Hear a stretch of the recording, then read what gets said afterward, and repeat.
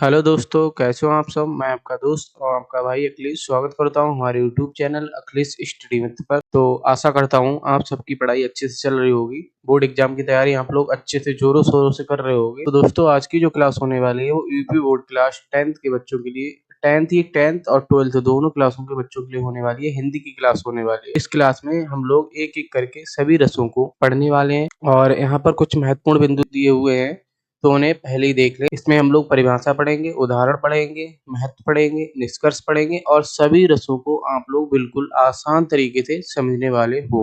तो चलिए बिना टाइम वेस्ट किए हुए क्लास को स्टार्ट करते हैं। तो पहले हम देखेंगे श्रृंगार रस। पहले मैं आपको बता दूं, टोटल 9 रस होते हैं, तो उसमें हम लोग सभी रसों को आज पढ़ने वाले हैं। ठीक है, तो पहले हम लोग देखेंगे श्रृंगार रस। तो श्रृंगार रस की परिभाषा देखते हैं और इसमें आप लोगों को परिभाषा में क्या करना है, सभी रसों की परिभाषा जो बिल्कुल सेम होगी। आपको करना ये है कि आपको बस स्थायी भाव, रसों के स्थायी भाव पता होने चाहिए, बस आपको वही चेंज करने हैं और सभी रसों की परिभाषा आप खुद से बना लोगे। ठीक है, तो टेंशन लेने की जरूरत बिल्कुल भी नहीं है। तो चलिए स्टार्ट करते हैं। परिभाषा देखेंगे पहले श्रृंगार रस की। भाव विभाव अनुभाव एवं संचारी भाव के संयोग से जहाँ स्थायी भाव रति, स्थायी भाव रति, श्रृंगार रस का जो स्थायी भाव होता है वो रति होता है, जिसे प्रेम भी कहते हैं, उत्पन्न होता है, वहाँ श्रृंगार रस होता है। एक बार फिर से देखिए, भाव विभाव अनुभाव एवं संचारी भाव के संयोग से जहाँ स्थायी भाव रति मतलब प्रेम उत्पन्न होता है, वहाँ श्रृंगार रस होता है। ठीक है, परिभाषा आपको क्लियर हो गई। अब उदाहरण देखिए, राधा कृष्ण का मिलन, राधा कृष्ण का मिलन, नायक नायिका का साथ। ठीक है, ये इसमें प्रेम की बात हो रही है, तो ये इसका उदाहरण हो गया श्रृंगार रस का, बिल्कुल आसान। ठीक है, अब नेक्स्ट देखेंगे इसका महत्व और निष्कर्ष। इसका महत्व देखते हैं। श्रृंगार रस का महत्व, प्रेम और सौंदर्य का प्रतीक है। श्रृंगार रस जो प्रेम और सौंदर्य का प्रतीक है, काव्य को मधुर और कोमल बनाता है। ठीक है, अब निष्कर्ष, श्रृंगार रस हृदय में प्रेम और सुंदरता का आनंद उत्पन्न करता है। निष्कर्ष इसका है, इससे हमें सीखने को ये मिलता है, इससे निष्कर्ष यह निकलता है कि श्रृंगार रस हृदय में प्रेम और सुंदरता का आनंद उत्पन्न करता है। श्रृंगार रस आप लोगों को समझ आ गया होगा। सभी रस ऐसे ही बिल्कुल आसान होने वाले हैं। तो देखिए नेक्स्ट देखते हैं। अब है नेक्स्ट हास्य रस। परिभाषा, हास्य रस की पहले परिभाषा देखते हैं। भाव विभाव, देखिए परिभाषा वही सेम है, आपको बस स्थायी भाव इसमें चेंज करना होगा। जो रस होगा वही स्थायी भाव होगा और परिभाषा बन जाएगी। भाव विभाव अनुभाव एवं संचारी भाव के सहयोग से जहाँ स्थायी भाव हास्य, हास्य रस का स्थायी भाव हास्य है और हास्य मतलब हंसी। ठीक है, हास्य नहीं याद कर सकते हैं आप लोग, तब हंसी भी बोल सकते हो। ठीक है, हास्य रस का स्थायी भाव हंसी उत्पन्न होता है, तो वहाँ हास्य रस होता है। एक बार फिर से देखिए, भाव विभाव अनुभाव एवं संचारी भाव के सहयोग से जहाँ स्थायी भाव हास्य मतलब हंसी उत्पन्न होता है, तो वहाँ हास्य रस होता है। अब इसका उदाहरण होने वाला है हंसी वाला, क्योंकि ये हास्य रस है, इसका स्थायी भाव हंसी है, तब इसमें हंसी वाली बात होगी। इसका उदाहरण है, नंदन हाथी पर बैठा, नंदन हाथी पर बैठा और बोला वाह क्या आराम है। अगर आप लोग चाहो तो आप लोग अपने अकॉर्डिंग भी इसका उदाहरण लिख सकते हो जो हास्य रस वाला हो। अब नेक्स्ट देखते हैं महत्व। हास्य रस के महत्व है, मन को हल्का और प्रसन्न करता है। हास्य रस मन को हल्का और प्रसन्न करता है, काव्य को रोचक और जीवंत बनाता है, सामाजिक कमजोरियों और कमियों को हल्का फुल्का व्यंग करता है। अब इसका निष्कर्ष देखिए, हास्य रस हृदय में हंसी और आनंद उत्पन्न करता है। नेक्स्ट है करुणरस। करुणरस की परिभाषा, भाव विभाव अनुभव एवं संचारी भाव के सहयोग से जहाँ स्थायी भाव शोक, करुण रस का जो स्थायी भाव है वो शोक है, उत्पन्न होता है, तो वहाँ करुण रस होता है। उदाहरण देखेंगे, किसी के बिछड़ने पर आंसू आना मतलब माता पिता का दुख, वीरों की मृत्यु का दृश्य। ठीक, इसमें ये क्या है, करुण रस है, तो इसमें इसका स्थायी भाव दुख है, शोक दुख, मतलब इसमें इसका उदाहरण भी ऐसे ही होगा, दुख वाला इसका उदाहरण दुख वाला होगा। किसी के बिछड़ने पर आंसू आना, माता पिता का दुख, वीरों की मृत्यु का दृश्य। अब देखेंगे इसका महत्व। महत्व, मन में सहानुभूति और दया का भाव उत्पन्न करता है।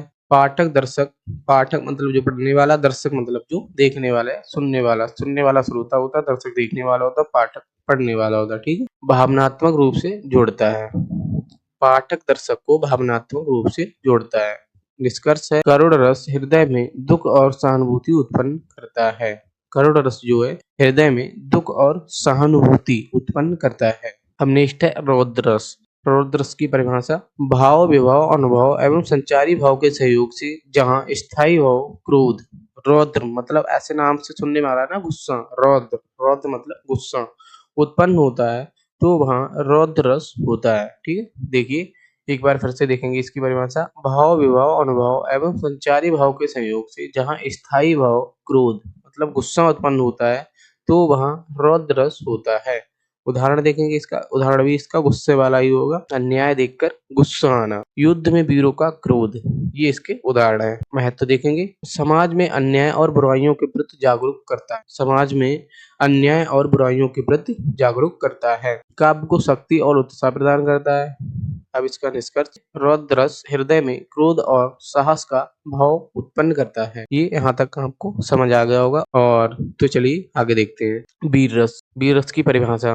भाव विभाव अनुभव एवं संचारी भाव के सहयोग से जहाँ स्थायी भाव उत्साह, वीर रस का जो स्थायी भाव होता है वो होता है उत्साह मतलब वीरता उत्पन्न होता है तो वहाँ वीर रस होता है। अब इसका उदाहरण देखेंगे। सैनिकों का युद्ध में लड़ना, सैनिकों का युद्ध में लड़ना, देशभक्ति और वीरता की घटनाएं, ये इसके उदाहरण है। सैनिकों का युद्ध में लड़ना, देशभक्ति और वीरता की घटनाएं, ये वीर रस के उदाहरण है। अब इसका महत्व देखेंगे। महत्व है, मन में साहस और उत्साह उत्पन्न करता है। काव्य और नाटक को प्रेरणादायक बनाता है। ये इसके महत्व। इसके निष्कर्ष को देखते हैं। वीर रस हृदय में साहस और उत्साह उत्पन्न करता है। ठीक है।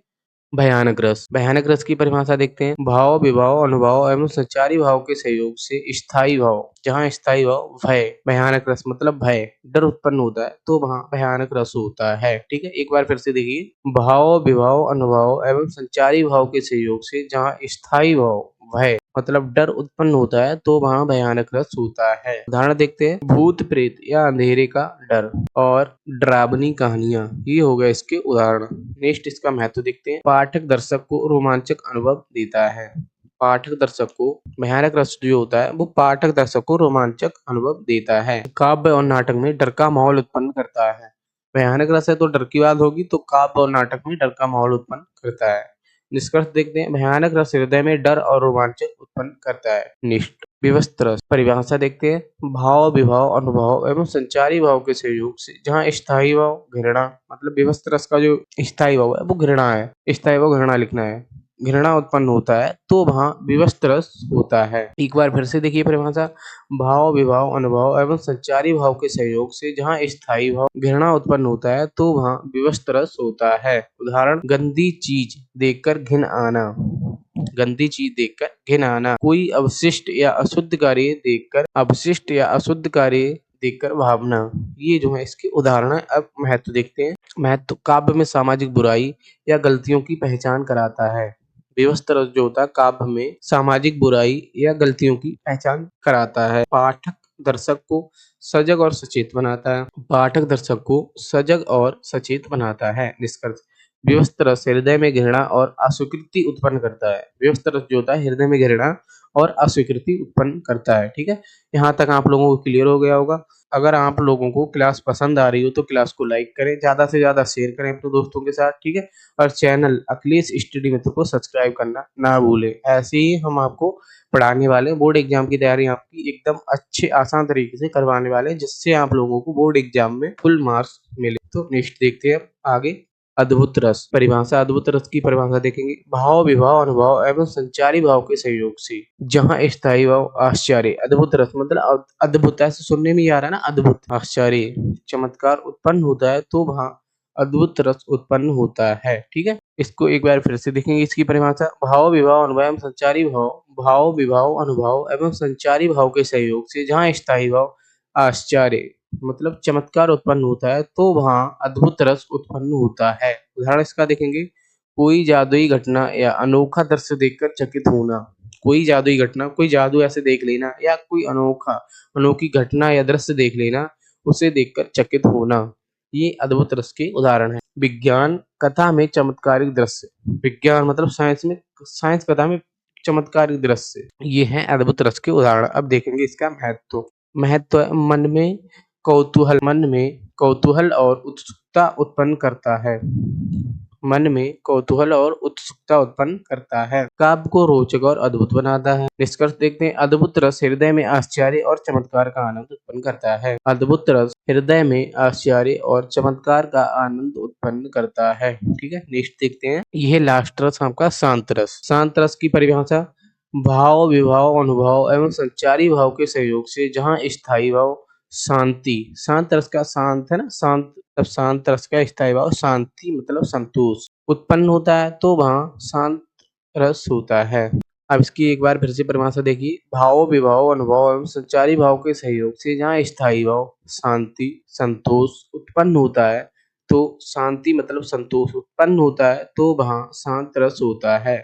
उदाहरण देखिए, ध्यान साधना या भगवत गीता का अध्ययन। उदाहरण इसका है ध्यान साधना या भगवत गीता का अध्ययन, ठीक है। संतों और ऋषियों के जीवन का अनुभव, ये इसके उदाहरण है, बिल्कुल शांत, शांति वाले है ना, संतोष वाले। ध्यान साधना या भगवत गीता का अध्ययन, संतों और ऋषियों के जीवन का अनुभव, ये इसके उदाहरण है। अब इसका महत्व देखेंगे। महत्व है मन को स्थिर और संतुष्ट बनाता है, मन को स्थिर करता है और संतुष्ट बनाता है।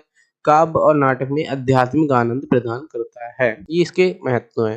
निष्कर्ष देखते हैं, शांत रस हृदय में शांति, संतोष और आनंद उत्पन्न करता है। जैसे शांत रस है, इसका स्थायी भाव शांति, संतोष है, तो वैसे इसके कार्य है सभी। शांत रस जो है हृदय में शांति, संतोष और आनंद उत्पन्न करता है, ठीक है। ये आपके 9 रस हो गए, बिल्कुल आसान है। इसमें आप लोगों को बोर्ड एग्जाम में अगर आप महत्व निष्कर्ष ना लिख पाओ तो कोई नहीं, आपको परिभाषा लिखनी है और उदाहरण तो लिखने ही लिखने हैं, जो कि बिल्कुल एकदम आसान है, आप लोग लिख लोगे, ठीक है। अगर महत्व और निष्कर्ष लिख देते हो तब तो एकदम और ही मजे आ जाने वाले हैं। बिल्कुल आसान है, आप लोगों को कोई ऐसी डिफिकल्ट नहीं है कि आपको समझ ना आया हो।